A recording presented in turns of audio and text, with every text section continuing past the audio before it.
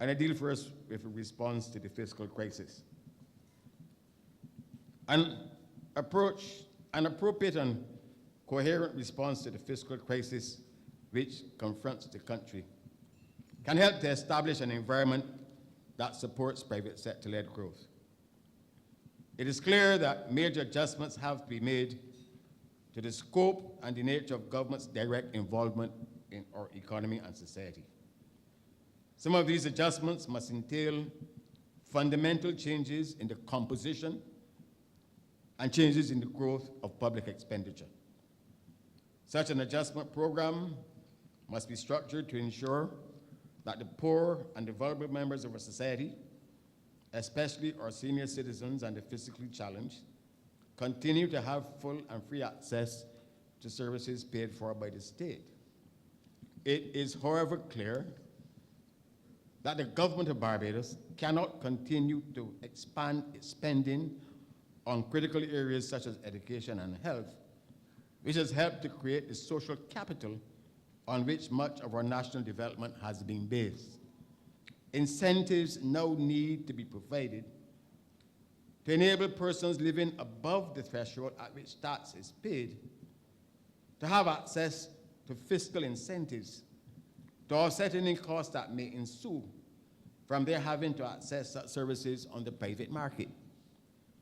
A regime of fiscal incentives for social transformation, including new tax credits for health insurance, a full tax credit for savings in a registered education saving plan, and specific incentives to enable the private sector, rather than the government, to invest in new education and healthcare facilities will ensure that the private sector is encouraged to fill any void in our social capital development that is caused by reduced public spending. In addition, the state has to go as far as possible with a privatization program and to use the proceeds to pay down debt and to support capital development. The experience with the privatization of the Barbados National Bank has led to increased employment at the institution, not retrenchment.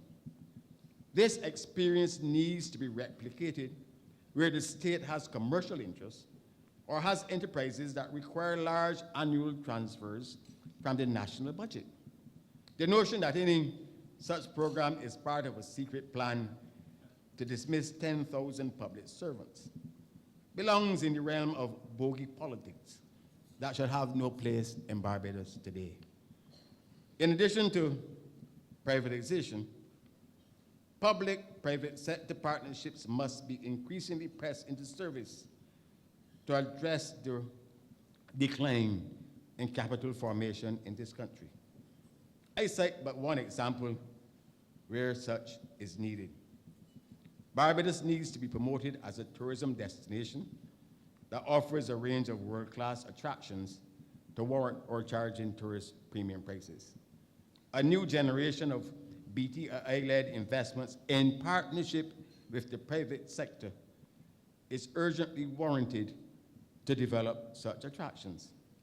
The revitalization of Bridgetown and Spikestown, not only in respect of their physical infrastructure, but in all aspects of their capacities as urban centers, would greatly assist in generating private sector-led growth and should be the subject of special private-public sector partnerships for the purpose.